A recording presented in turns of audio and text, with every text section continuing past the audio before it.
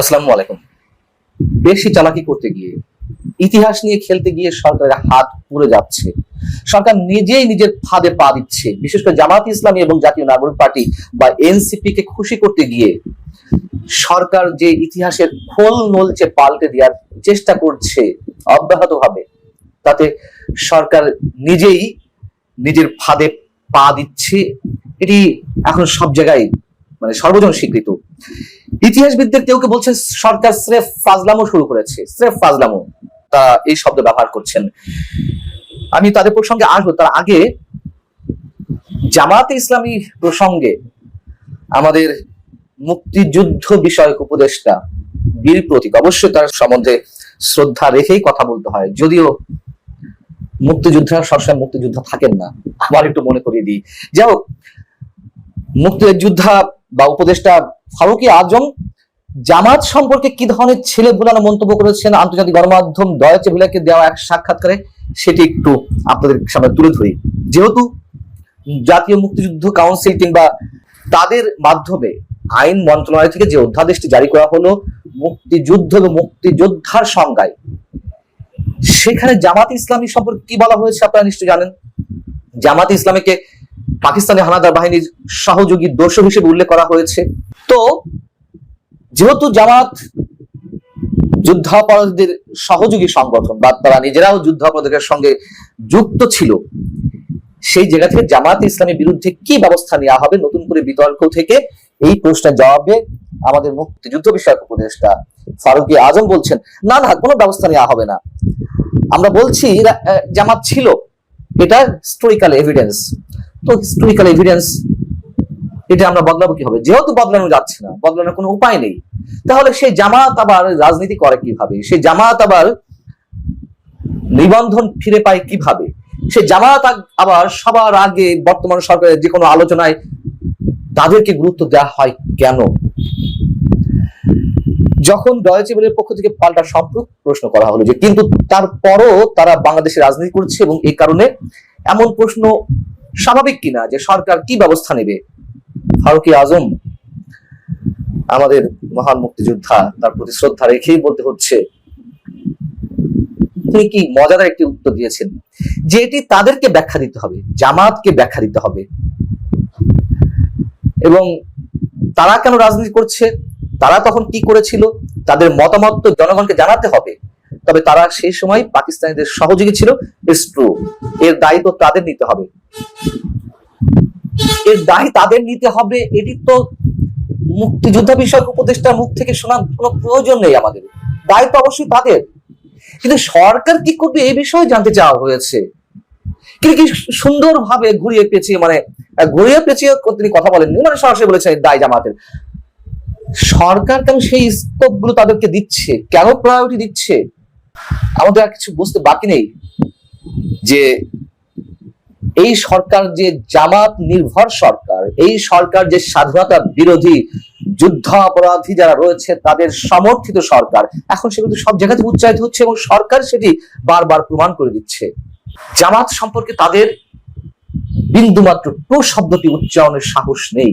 এই যে মাঝখানে যে ছাত্ররা কথিত বিপ্লবীরা অভ্যুত্থান করেছে, বিপ্লব তো ঘটেনি, এই জন্য আমি কথিত বিপ্লবী বলছি নিঃসন্দেহে, এই কথিত বিপ্লবীরা মাঝে জামাতের বিরুদ্ধে হুঙ্কার ছাড়লো, তারা স্বাধীনতা প্রশ্নে, মুক্তিযুদ্ধের প্রশ্নে জামাতের অবস্থান ক্লিয়ার করতে হবে, এগুলো যে স্রেফ নাটক, সেগুলো আমরা তখনই বলেছিলাম।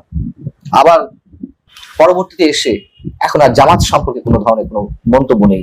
একেবারে স্পষ্ট সরকারের অধ্যাদেশে, সরকারের নির্বাহী আদেশ কিংবা আইনে যেই কথাগুলো এসেছে, এতে আর কি বিতর্ক থাকতে পারে যে জামাতের ভূমিকা কি ছিল ৭১-এ? তারপরে সরকার তাদেরকে ছাড়া চলতে পারছে না, চলতে পারবে না, এটি বাস্তবতা। এখন ইতিহাসের খোল নলচে পাল্টে দেওয়ার যে উদাহরণগুলো, এই যে মুক্তিযুদ্ধ এবং মুক্তিযোদ্ধার সংজ্ঞা নির্ধারণ করতে গিয়ে নতুন করে আমাদের সামনে উপস্থাপন করলো সরকার, তাদের যে অপচেষ্টাটি, সেটি হচ্ছে এই প্রস্তাবনায়, এই সংক্রান্ত জাতীয় মুক্তিযুদ্ধ কাউন্সিলের প্রস্তাবনায় ছিল যে জাতীয় জীবনে মুক্তিযুদ্ধ আদর্শ সমুন্নত রাখবার এবং মুক্তিযুদ্ধ চেতনা বাস্তবায়ন করার লক্ষ্যে জাতির পিতা বঙ্গবন্ধু শেখ মুজিবুর রহমানের সোনার বাংলা গঠন করার স্বপ্ন বাস্তবায়নের অংশ হিসেবে বীর মুক্তিযোদ্ধা ও মুক্তিযোদ্ধার পরিবার এই শব্দগুলো ছিল। সেখানে কি করা হলো, এই শব্দগুলো একেবারে তুলে দেওয়া হলো। আপনি বঙ্গবন্ধুকে বাদ দিবেন এত সহজে? যেমন জামাতের কথা বলছিলাম, যে জামাতকে যুদ্ধাপরাধী সংগঠন হিসেবে বা পাকিস্তানি হানাদার বাহিনীর দোসর হিসেবে তাদের নামগন্ধ মুছে ফেলার যে চেষ্টা, এটা কোনোভাবেই সম্ভব নয়। তেমনি বঙ্গবন্ধুকে কিভাবে সম্ভব ইতিহাসের পাতা থেকে তাকে মুছে ফেলা? কোনোভাবেই সম্ভব না। সেই চেষ্টাটি তারা করছে এবং প্রিয়াম্বেলে মানে প্রস্তাবনায় বঙ্গবন্ধুর যে নাম ছিল তা বাদ দেওয়ার মাধ্যমে সরকার এটি আবার প্রমাণ করার চেষ্টা করলো যে ইতিহাসের খোল নলছে তারা পাল্টে দিতে চায়। সেই জায়গা থেকে ইতিহাসবিদরা যিনি বলছেন, যেমন সাম্প্রতিক সময়ে দেশের অন্যতম আলোচিত ইতিহাসবিদ গবেষক মুক্তিযোদ্ধা মহিউদ্দিন আহমেদ, তিনি কি বলছেন? তিনি বলছেন যে এ নিয়ে নতুন করে আলোচনা কোনো দরকারই ছিল না। মুক্তিযুদ্ধ ও মুক্তিযোদ্ধা সংজ্ঞা নিয়ে এটা অহেতুক এবং অপ্রাসঙ্গিক আলোচনা। এদেশে আমাদের জানা মতে অনেক প্রকৃত মুক্তিযোদ্ধা স্বীকৃতি পায়নি, আবার অনেক ভুয়া মুক্তিযোদ্ধা এই স্বীকৃতি নিয়ে রাষ্ট্রীয় বেতন ভাতা ভোগ করছে। 54 বছর ধরে ফাজলামো হয়েছে, অবশ্যই ফাজলামো হয়েছে, তার কথার সঙ্গে সম্পূর্ণ একমত। সেটা বিএনপি হোক, আওয়ামী লীগ হোক, প্রত্যেকে মুক্তিযুদ্ধের ইতিহাস নিয়ে খেলেছে, নিজেদের মতো করে তারা আলোচনা করার চেষ্টা করেছে। মহিউদ্দিন আহমেদ বলছেন, আমি মুক্তিযুদ্ধ করেছি, আমি যে বাড়িতে ভাত খেয়েছি, যে বাড়ি লোকেরা আমাকে আশ্রয় দিয়েছিল, সেই বাড়িটি আমাকে আশ্রয় দেওয়ার অপরাধে পাকিস্তানি বাহিনী এসে পুড়িয়ে দিয়েছিল। তাহলে ওই যে বাড়ির মালিক আমাকে আশ্রয় দিয়েছিলেন, একজন মুক্তিযুদ্ধকে শেল্টার দিয়েছিলেন, তার অপরাধ কি ছিল? এবং তিনি যে তার সর্বস্ব খোয়ালেন, তিনি কি মুক্তিযোদ্ধা নন? ইত্যাদি ইত্যাদি কথা বলে মহিউদ্দিন আহমেদ বলছেন এই ব্যাপারগুলোর অবসান হওয়া দরকার, কিন্তু সেটা হচ্ছে না। নতুন করে ফাজলামো শুরু হয়েছে। আমরা যখন দেখলাম যে এই অধ্যাদেশটি মঙ্গলবার রাতে প্রকাশ করা হলো নতুন করে, সেই জায়গা থেকে কোনো গণমাধ্যম হেডলাইন করলো, আমিও সেটা নিয়ে আলোচনা করেছি, যে মুক্তিযোদ্ধার তালিকা থেকে বঙ্গবন্ধু সহ 4 শতাধিক নেতার স্বীকৃতি বাতিল হচ্ছে। এই বিভ্রান্তি বা কিভাবে তৈরি হলো? সরকারের পক্ষ থেকে যে বলা হলো যেটি যারা করেছে, মিসলিড করেছে, ভুল সংবাদ পরিবেশন করেছে, এর দায় তাদেরকে নিতে হবে বা ভুল স্বীকার করতে হবে, ক্ষমা প্রার্থনা করতে হবে, ইত্যাদি ইত্যাদি নানান ধরনের খুব বিপ্লবী কথাবার্তা বললো।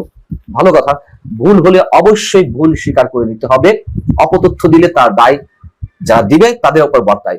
কিন্তু এই বিভ্রান্তিটা কে তৈরি করেছে? সরকারই তো এই বিভ্রান্তি তৈরি করেছে।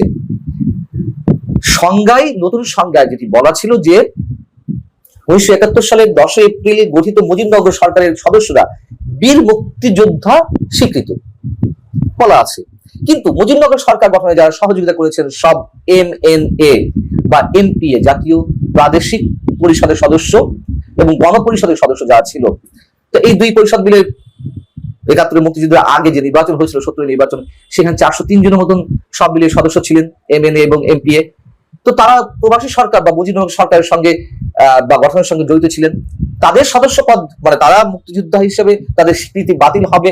তার মধ্যে তো বঙ্গবন্ধু তিনিও তো সেই পরিষদের সদস্য ছিলেন, সৈয়দ নজরুল ইসলাম, তাজুদ্দিন আহমেদ, ক্যাপ্টেন মহসিন আলী, কামরুজ্জামান। তো যখন MNA বা MPA হিসেবে যারা ছিলেন মুজিবনগর সরকার গঠনের সঙ্গে, সর্বপ্রথম তারাও বাদ যাচ্ছেন।